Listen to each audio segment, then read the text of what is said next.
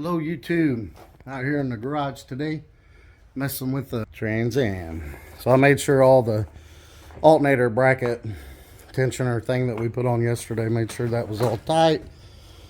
Got the coolant all burped of air. Double check the oil, transmission fluid's good, brake fluid's good. I put the front tires at 35 psi. Put the back tires at 16. It's cold out, so I have to recheck those after the first burnout. And started it and warmed it up. Got to put some gas in it. And then with some voltage issues we were having, we're changing out these big connectors because these connectors over here, they only take up half the wire. But terminals, connectors, whatever you want to call them. Already did the one yesterday or the day before. Thursday, Friday, I worked on that. But I already did the one. The ground wire comes and goes to the frame, then from the frame it goes to the motor. And yeah, but anyway, did the one to the frame, did the one to the starter already. So I need to do these. And then we're going to load a tune in it. Got the laptop with us. We're going to take all the boost out of it. Y'all probably like it. Well, that ain't no fun. But yeah, we would just want to make sure it's going to hold oil pressure with the new pan and oil pickup tube. If y'all kept up with last videos, we've had a lot of problems with it dropping oil pressure towards the end of the run. It's that the oil pickup tube was bent and the O-ring seal kept popping out. Hopefully we got a new oil pan and a O-ring and pickup tube. Hopefully that's fixed. Then we had a voltage issue. And the car, if you drove it around on the highway like 3,000 RPM, it'd get up to like 200. 200 temperature, coolant temperature. And we looked at the volts and noticed the volts were jumping all over the place, so the belt was slipping. So hopefully that new tensioner, ICT billet tensioner we put on there yesterday, this thing right here, hopefully that fixes that. Tire pressure, fluids. We got a load of tune. We're just going to take the boost out of it and fix these battery terminals. We should be good to go. The first pass will just make on wastegate pressure. I kind of hate when people say that. Oh, it's on wastegate. Well, what springs are in the wastegate? That don't tell us nothing. You say wastegate. Now, a lot of people with onboard air or CO2, they've probably got a 3 to 5 pound spring in their wastegate. Which a 3 pound spring makes around 3 pounds. 5 pound spring makes around 5 pounds. Give or take, it just depends on how your turbo wall's set up. I know on my car, a 7 pound spring only make like 5 pounds. And that was the same way it was on Christopher's car when this was a small block Chevy. But now that it's LS, maybe the turbo system's just working more efficient, or maybe where I'm getting the turbo pressure from isn't as good. But the turbo pressure goes to the bottom of the wastegate and helps open the spring, is why I say that. And on my car, it comes right off the turbo. On Christopher's car, it's coming off up by the throttle body. So with a 5 pound spring, his makes about 6 pounds. So we'll run it one pass on 6 pounds, 4,000 RPM launch. I'm going to shift it at about 62. Probably run a high 6 and just see what the oil pressure and the voltage does. If that holds good, I'm going to turn it all the way up to about 14 pounds across the board. And maybe even add a couple of dome pressure to the launch and see if we can't get it to run a 5. Chris got it to run a 6.2 last time out, but he started 6 pounds and it went up to 7, then it went up to 10, then it went up to 14 towards the end of the run. It ran a 6.2. So if I can run it at 14 pounds across the board, it should run a 5, I would think. But yeah, I'm going to change these battery terminals, load a tune with no boost in it, and we'll see y'all at the Kentucky Dragway. So they're jamming out the music at the track today, so I'm going to have to voice over some of this.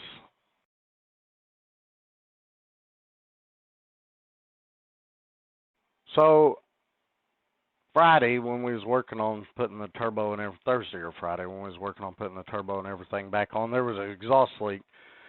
And I fixed that Saturday morning right before the race. Well, I forgot to put a plug wire back on, and somehow I knocked off one of the trans brake wires.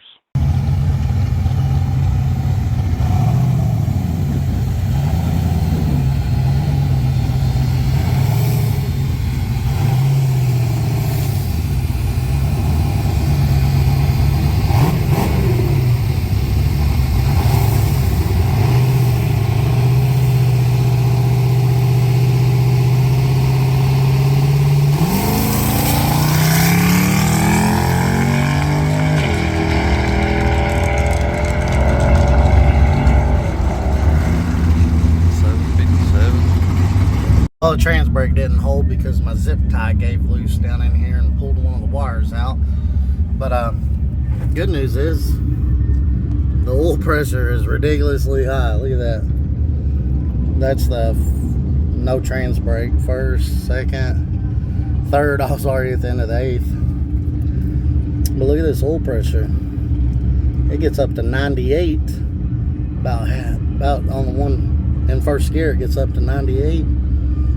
Then it stays 80 to 90 all the way down the track. Then when I let off of it, coasting, it went to that second line, which is 60. So the oil pressure is fixed, but now it's leaking oil.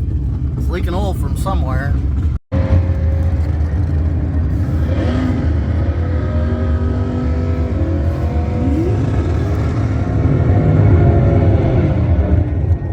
Leaking right there a little bit, but I don't know. I put it up on the trans brake. Say hi, Logan. Well, howdy. Put up on the trans brake here in the parking lot. Is that from that too, or is that from something else? That's something else. That is? All this around here is it. Yeah, see, I was up on the trans brake here. I don't know, I did it 2 or 3 times, and that's how much oil came out. So it's either coming out of that valve cover or it's coming out the rear main seal. And stupid me forgot to plug this back up when I tightened this up earlier today. It's on 7 cylinders. So no trans brake on 7 cylinders on wastegate pressure, which is about 4-pound boost on launch, 6-pound down the track. It ran a 7.6. 7. That's actually pretty good on 7 cylinders. But either it's leaking from the valve cover and going down on the flex plate and then swinging around, because I did it again over here. See, that's what it did. That's right where the flex plate's at. It shot that oil out.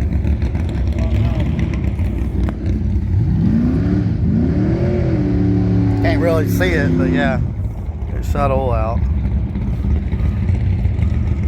But hopefully it's just coming off this valve cover and draining down, and I doubt it. You want to try to tighten it up a little? Alright, changing the valve cover gasket because it was leaking back there. We'll see what that does. I know, not good y'all can see that or not, but yeah, I drove it around. I brought it up, put it on the trans brake, and it's still doing it.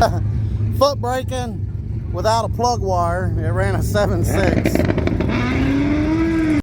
At least the oil pressure's fixed. I tell you what, man, can't get a break.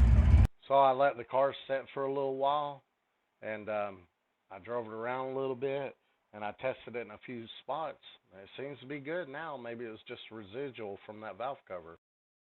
I tested it on the trans brake, drove around the track 3 times, and it didn't leak anything. So we're in the staging lane. We're going to try to get one in anyway. I put 8 on the dome across the board, which should be 14 pounds, and I did 4 on launch. I don't know if it'll spin or if it'll go or what'll happen.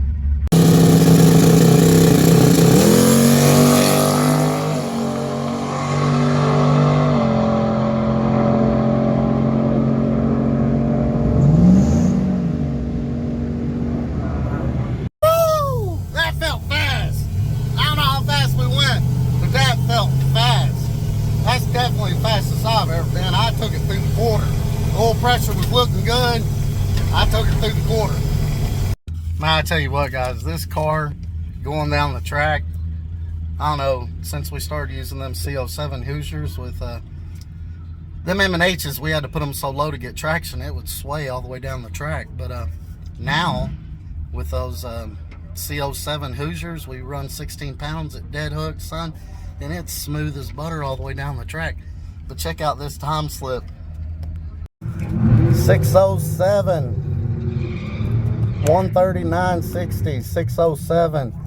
I ran it through the quarter, 953 at 140. Woo! Boy, it felt good too. I tell you what, it felt good and smooth and pulled. Man, but the converter must be too loose, because when I went from first to second, the shift light came on, or yeah, first to second, and then the shift light just stayed on. I went to third and it still stayed on. Converter might be a little too loose. But look at that, 953. Whoa, that's flat. Earlier when I was making that quarter mile pass, I saw that cop over there and I almost hit the brakes. You gonna win this one, Willis? I'm gonna win it. You gonna win it? I'm gonna win it. Get her done. If I don't, believe that. All right.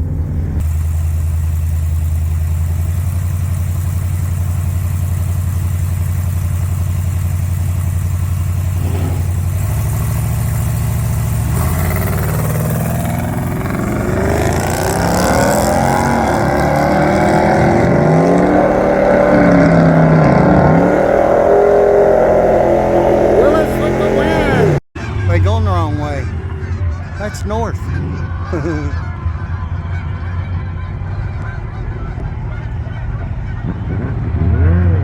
Willis is in the finals in both classes, the 8th mile bracket race and the quarter mile bracket race. He over there. See if he can get the W against this motorcycle. He's going to get like a 3.5 second head start. There's the Dollins.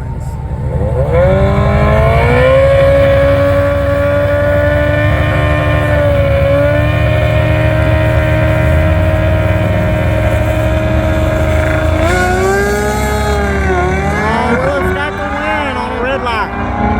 Yes, sir. Been running 981 on a 980. So he's killing it today. All right, that last one was 8th mile bracket race. This is the quarter mile bracket race. And that's Logan and Willis in the finals again.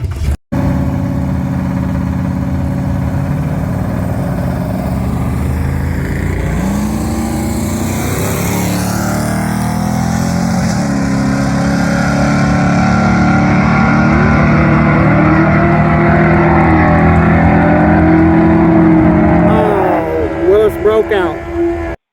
There we go. Willis got first place. They did a bracket race for 8th. It was just testing tune today, but they did a bracket race for 8th mile and a bracket race for quarter mile, foot brake only.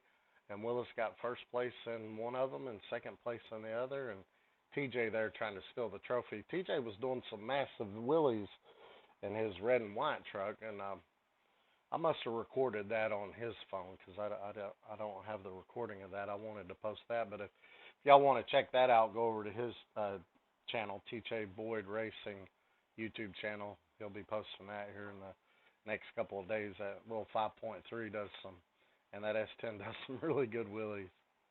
And my buddy Austin in his all motor high compression 6.0.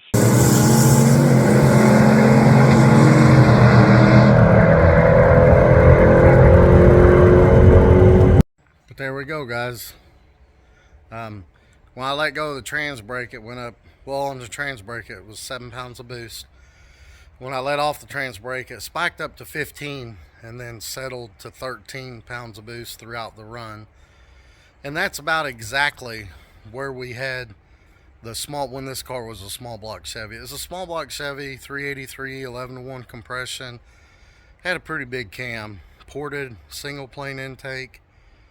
And but we had terrible turbo placement, and we didn't have an intercooler, and the intake air temperatures were getting stupid high. They were getting so high that the wastegate burnt a spot in the hood. But on the same with a small block Chevy on the same boost pressure, it ran a 598 at almost 118, whereas the 6.0 here, it ran a 607 at 114. And I figured the small block Chevy would have been faster. I mean, it had better flowing heads. The compression, small block Chevy and 6.0, they're about the same. The small block Chevy, better flowing heads, bigger cam, more cubes, bigger intake. The small block Chevy would have went a lot better if we'd have had the turbo where we have it now and the intercooler on that same boost. But this 6.0 with the Vortec Rebel, it's going to be a lot better for what we're doing. And I think the 6.0 is going to take the boost better than the small block Chevy did anyway. But yeah, the small block Chevy, it is faster. But I mean, this is just a stock 6.0 with a little bitty sloppy stage 2 cam truck intake with 243 heads. The 243 heads put it, this LQ9 with flat top pistons, put it right at 11-to-1 compression. But I'm very happy with it. Very happy. I wanted to run that 5. I wanted to run at least a 5.9, unfortunately, where we was fighting that oil leak, which was probably coming from the valve cover, and it was probably just residual. That's why I was still seeing it after I even changed the valve cover. And maybe later on in the day, it got all of it out of there because it wasn't doing it later in the day. I was actually about to take the car home, and I thought, I'm going to go test it. So I drove up the road, and then I got it on the trans brake. Nothing came out. I drove up the other side of the track, tested it, nothing came out. I drove back up where we were parked at and did it again. Nothing came out. And I made that pass, and nothing came out. So maybe it was just residual because, you know, we was starting to think it's the rear main seal, but that's a brand new rear main seal. We just put that in there.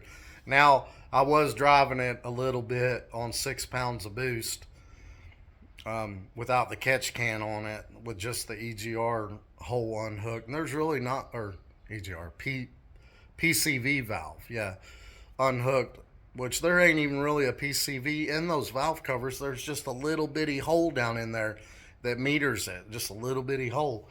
So I was thinking, oh, maybe it built where there's just that little hole, and I thought it was a big hole.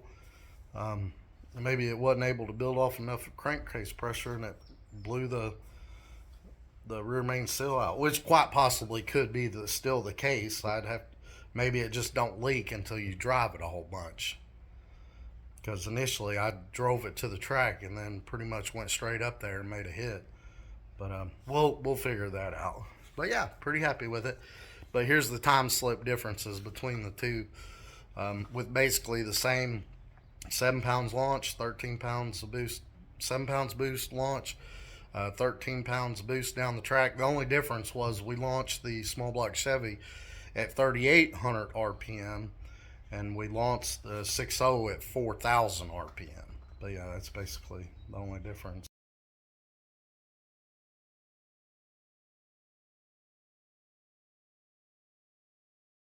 But y'all, thanks for watching, and y'all have a great day.